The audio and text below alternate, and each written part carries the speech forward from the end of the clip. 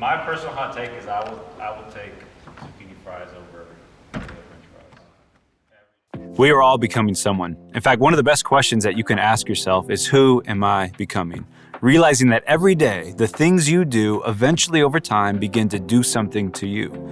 So if we want to become more like Jesus, then we need to give ourselves to doing the things that Jesus himself did. For those of us who follow him, we refer to this process as spiritual formation.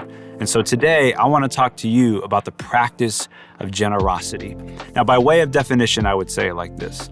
The practice of generosity is first a response to God's abundance by living with open hands, trusting that he will provide, and then freely giving to others as an act of love. Meaning that from the scriptures, the story of the Bible begins with a God who generously loves, and he creates the entire cosmos out of that generous love.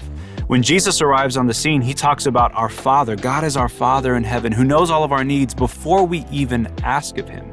And so for God, generosity is not just a habit he gives himself to, but it's a part of his very heart. Within his nature, God is generous, which is why in Proverbs 11, we're told that the one who freely gives actually becomes all the more richer, while at the same time, the one who withholds what he should give only suffers from want. Meaning generosity is not just about losing something, but about living with an openness to God.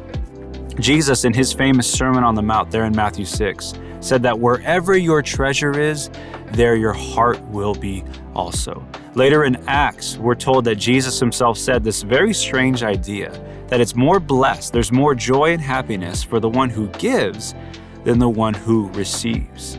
And so we need this practice all the more in our lives, I would say, because we find ourselves living in a moment today where we are marked by wanting more. We want more money. We want more success. We want more stuff. And the problem is not so much that there's just greed that we're after more things, but that there is a problem in our heart. Meaning deep down inside, wedged in your soul and my soul, is a story about scarcity. Meaning we view the world and the resources as all very, very limited, and there won't be enough for me. Which is why that problem of wanting more resides deeply in all of us. We need a practice to see our way out. And so I simply just want to begin this offering with a question, really, which is this. If you had absolute assurance that God would provide all of your needs, then how would that change the way that you relate to money and generosity? As you begin to wrestle with that question, I want to offer you the practice of giving. First, you should give first and not last. Meaning many of us decide to give when we think we can. But the practice of generosity doesn't begin when it's convenient, but when it's actually sacrificial. So before it's time to pay bills and deal with all the things that you want to do this month with that paycheck, give first something to God, to the work that God is doing. This can come in the form of a tithe or some kind of offering at your church. It can come in the form of you paying the bills for someone that you know is in need, or you Venmo someone to help them with their groceries, or you sponsor a child that's from another country, right? You give first, not last. Give before anything else comes out of your wallet.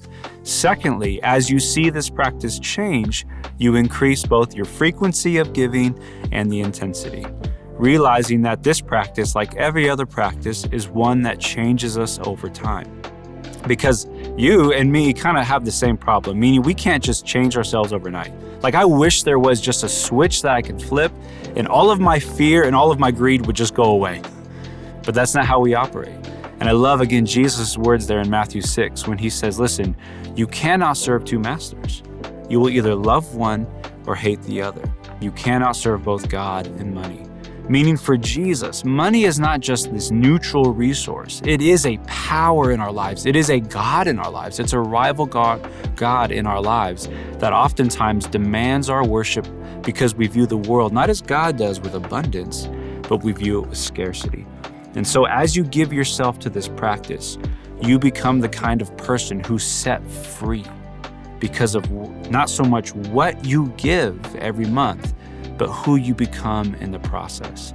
And so like every other practice, focus less on what you're giving and think more about what's happening in your heart as you decide to give. Grace and peace. Our